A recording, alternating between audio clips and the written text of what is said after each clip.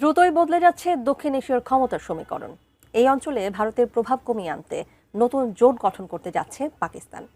সে সঙ্গে ভারতকে কোণঠাসা করতে চীন বাংলাদেশকে কাছে টানছে শেহবাজ শরীফের দেশটি। এমন পরিস্থিতিতে প্রশ্ন উঠেছে, ভারতকে বাদ দিয়ে এই জোট কতটা সফল হবে? বিস্তারিত জানাচ্ছেন লিমা সায়ন্তী।